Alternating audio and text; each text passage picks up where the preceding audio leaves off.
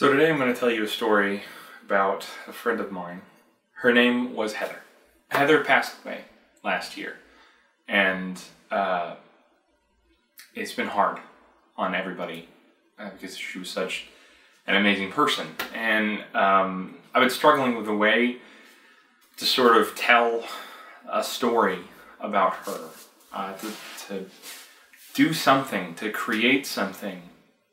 Heather was so important. I could tell a million stories about Heather, and I probably will for the rest of my life, but today I wanted to tell a specific story. It's a big, big story, and I've been struggling trying to tell it and trying to get it perfect. And so to get myself going, as Heather and I always did for our creative pursuits, I got myself a big fill, and we would get hopped up on sugar and then just have this torrent of ideas. So I met Heather on bus 2, and when I started riding the bus, I was in grade school.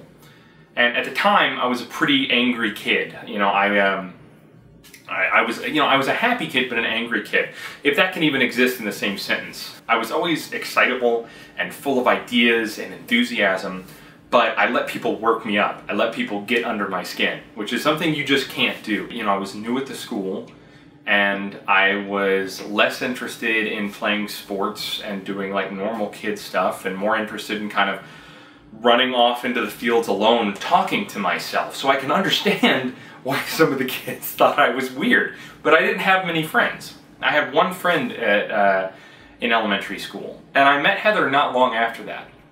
So I say, you know, I was an angry kid, but Heather helped me control that because we were both really, like, insanely into Star Wars. And I will tell you right now, I love Star Wars. I'm a huge fan. Let me just, this is the vinyl album from 1977. It's got Darth Vader on the back. And it has this amazing book in it that was stickered over by some overzealous child. Star Wars X-Wing, little Boba Fett bobblehead being my bookend. Boba Fett bobblehead bookend. Take my love of Star Wars and multiply it by the twin sons of Tatooine. So we were so excited and we bonded over this. We pretended that we were Jedi all the time. I mean, and when I say all the time, I don't mean like, oh, you know, sometimes we would hang out and like, you know, play lightsaber fights with our plastic lightsabers, which I had, like 3 of them. These movies are gonna come out soon. And Heather told me, Alan, don't tell anybody this. It's kind of a secret. But I'm a Jedi. And of course I believed her. Of course, right? What else was I looking for in my life but the inner peace of the Jedi? So we would pretend to meditate on the bus. We would try our hardest. We would strain until we were that gum-chewing kid from Willy Wonka and try to move pencils across our hands. And when the bus would move them, we'd be like, we did it. Confirmed. Telekinesis confirmed. After Star Wars Episode 1 comes out, we are just riding high on that wave. We're riding high on the wave that is gonna crash eventually and reveal to us how terrible the movie actually was. We're obviously all hyped up on the scene where the guy with shark teeth taped to his head fights Taken and Trainspotting. Because I watched that movie when I was a kid. At the time, it was amazing, right? Because it was like the first time we'd gotten to see Star Wars not on a VHS tape. And one day, Heather brings an action figure on the bus. She brings a tiny little Mace Windu action figure with a blue lightsaber for some reason. Because we all thought Mace Windu was awesome. I mean, he had a purple lightsaber. Nobody else had a purple lightsaber, to my knowledge. Heather probably knew of a few, and she hands it to me. And I'm inspecting it, and I see on its left arm, or right arm, I could be misremembering, a seam. There's a seam on his arm. This will become important later, and immediately. Being a young boy, I feel the need to pull it apart. And so I do, without even thinking. And lo and behold, it comes apart. Oh no, I just broke Heather's prized Mace Windu action figure. Heather, being the Jedi Master that she was, popped it back together. It was fine. It's supposed to come off, I guess. There was something not right about it, right? Right at the forearm, was just a weird place for the action figure to break off. And we knew. We started saying, Mace Windu's gonna lose that arm. At some point.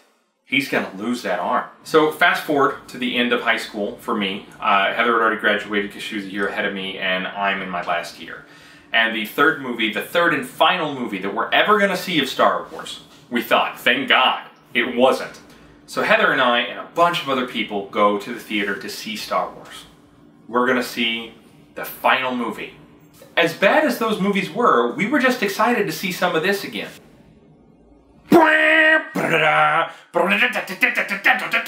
Anakin's like, anger, and Obi-Wan's like, he was killing younglings. Then it's, no! But before all of this, a moment happened. A transcendent moment. In the last scene where you see Mace Windu, and in the back of my mind I was waiting for it.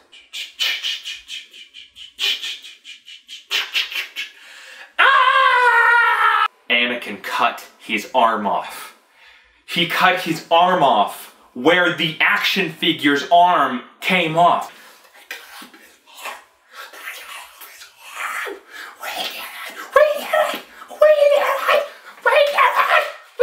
You can predict the future not with a handful of runes, but with a handful of busted Mace Windu parts. We stopped pretending to be Jedi for the most part as high schoolers. Because, well, you know, when you're a dumb teenager, you start feeling a little bit embarrassed about the person that you are. I started to get a little embarrassed about even the stories that we had written. I thought, you know what, these aren't good. These aren't good stories. We wrote them as kids, and there's really no potential there, and, you know, I was too cool for school at that point, I guess. And so we didn't lose touch. She still lived in town, but we started hanging out less. And I started seeing less of her, and that wasn't her fault. If there's anything that I learned from sitting in the back of the bus meditating, it's this. Stop wasting time. If you're doing something creative, it's going to be embarrassing. If you're doing something new and different, it's going to be a little embarrassing. Whether it's running around in a field pretending to be Sonic the Hedgehog, or meditating in the back of the bus with your best friend. That was a lot of alliteration.